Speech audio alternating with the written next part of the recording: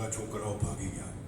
મોટો ભૂડિયો પાડો હું કરતો જતો. તમે લોકો ખાઓ છો શાક દાળ ભાત બધું ખાઓ છો? મને એક વાત કહો કે જમ્યા પછી તમારી થાળી જાતે ધોવો છો? સાચું કહો છો?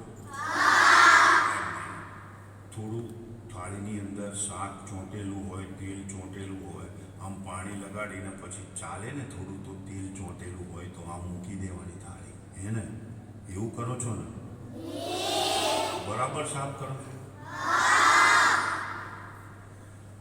દાળ ભાત રોટલી ને શાક જમવાનો,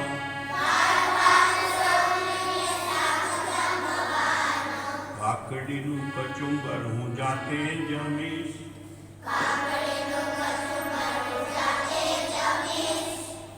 જમતા પહેલા હાથ ધોવા પડે કે નહીં?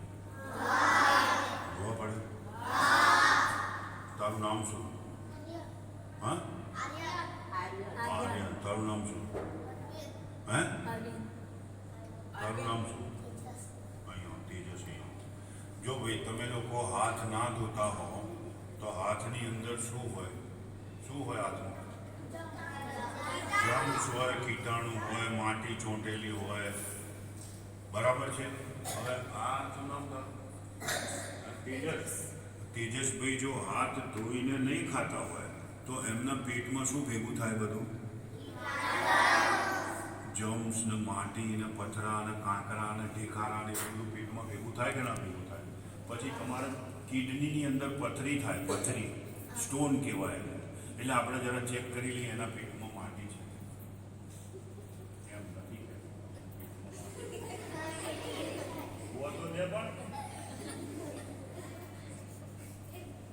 આમાં માટી નથી.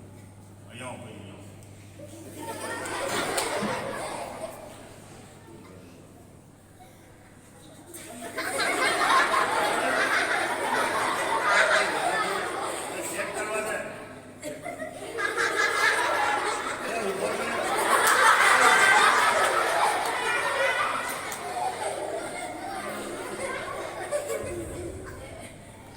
દાળ ભાત રોટલી ને શાક જમવાનો,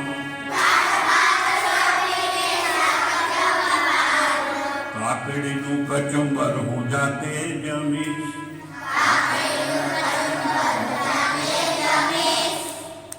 મમ્મી મારું કામ હું જાતે કરીશ.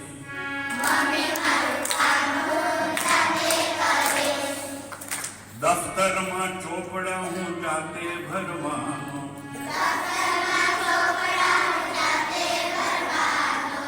નાસ્તાનો ડબ્બો મારી જાતે મૂકીશ.